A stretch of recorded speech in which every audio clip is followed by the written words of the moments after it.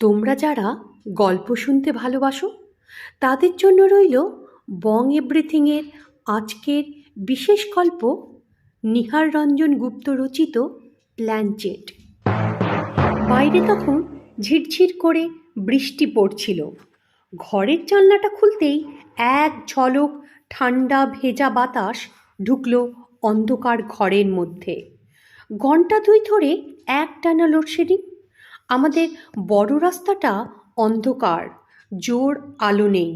তা সত্ত্বেও জানালার পথে বাইরে তাকিয়ে তপন বুঝতে পারে প্রায় এক গোড়ালি জল রাস্তায়।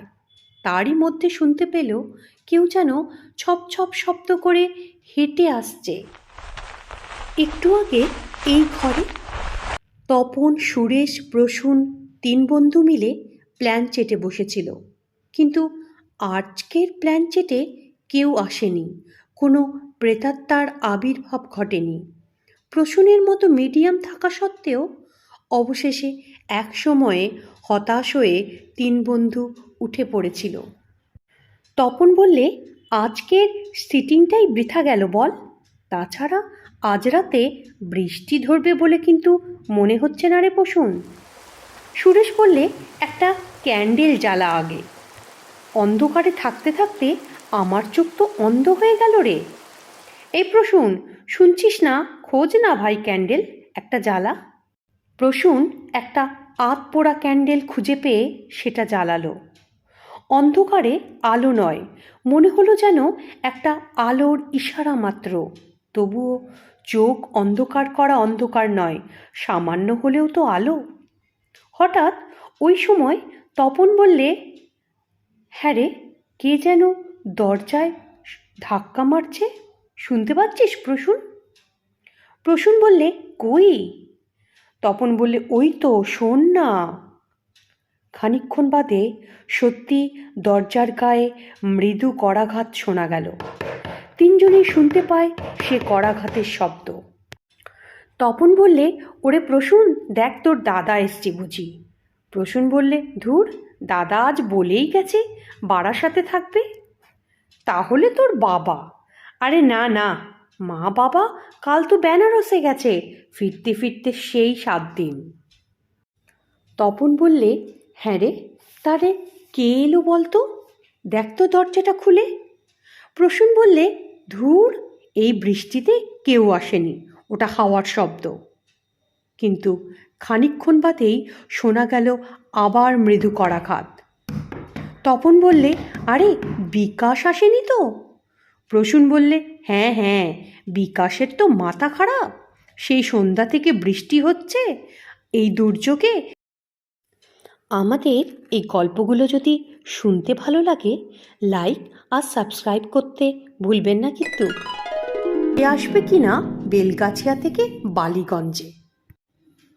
আবার শোনা গেল দরজায় করাঘাত। তপন বললে, ঠিক আছে, দে ক্যান্ডেলটা আমার হাতে দে। তোরা তো সব ভিতুর ডিম, শব্দ শুনছিস তাও কেউ যাবি না, ভয়ে ভীতু আমিই যাচ্ছি দরজা খুলতে। প্রসূন, সুরেশ তার পিছু পিছু এগোয় দরজার দিকে। বিরাট দোতলা বাড়িটা প্রসূনদের।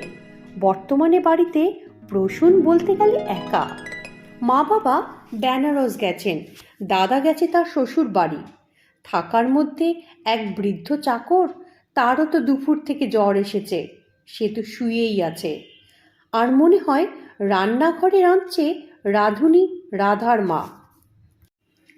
আগে আগে তপন ক্যান্ডেল হাতে, আর পেছনে সুরেশ, প্রসূন।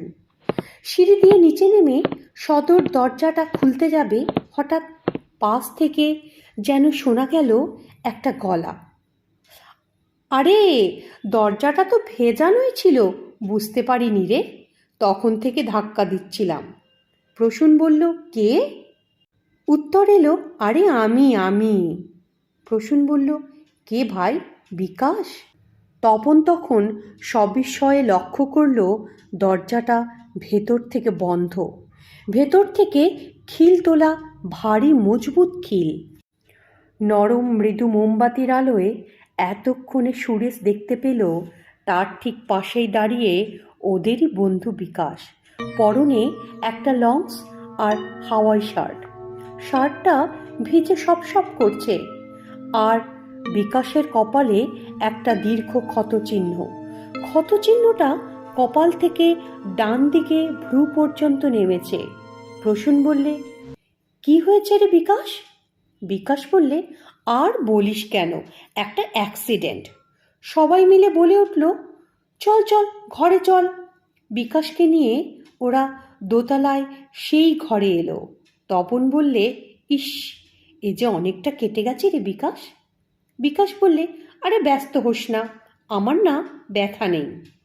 তপন বললে, ব্যস্ত হব না মানে? বিকাশ বলে উঠল, আরে ও কিছু না, একটু কেটে গেছে, ঠিক হয়ে যাবে। তপন বলে, আরে একটু না বেশ কেটেছে।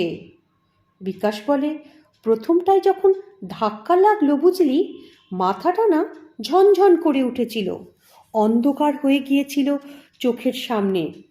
তারপর এখন আর কোনো ব্যথা পাচ্ছি না রে। সবাই মিলে বলে উঠল, ধাক্কা? কিসের ধাক্কা পেলি তুই?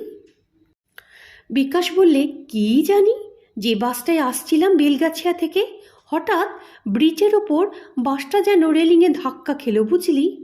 প্রচণ্ড একটা শব্দ হলো, অনেকগুলো মানুষের চিৎকার।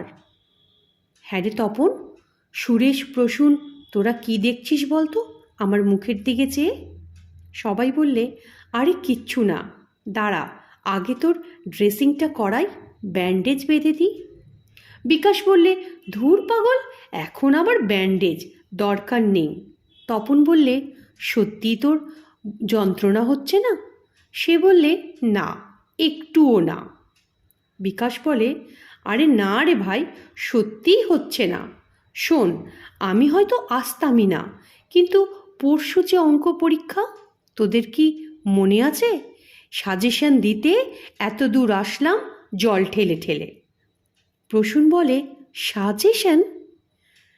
বিকাশ বলে উঠল, হ্যাঁ, ম্যাথামেটিক্সের স্যারের ছেলে আজই সকালে এসেছিল জানিস, দিবাকর স্যারের ছেলে প্রভাকর। জানিস তো প্রভাকর আমার বন্ধু। তাছাড়া এবারের অঙ্ক পেপার নাকি দিবাকর স্যারই সেট করছে। দেখ না কি ঝামেলা, রাস্তায় বিশ্রী অ্যাক্সিডেন্ট। নে তাড়াতাড়ি একটা কাগজ পেন্সিল বার কর দেখি, আমি বলছি তোরা লিখে নে। তারপরে তো আমাকে আবার ফিরতে হবে নাকি? তপন বললে, এই দুর্যোগে তোকে ফিরতে কে দেবে রে? বিকাশ বললে, তা কি হবে, যেতেই হবে রে, আসতামই না, কিন্তু একটা প্রচণ্ড শক্তি যেন আমাকে টেনে আনলো জানিস। তপন বললে, প্রচণ্ড শক্তি, সে আবার কি রে? বিকাশ বললে, হ্যাঁ রে, জানিস, মনে হলো ওই প্রসূনটা যেন আমায় খুব ডাকছে।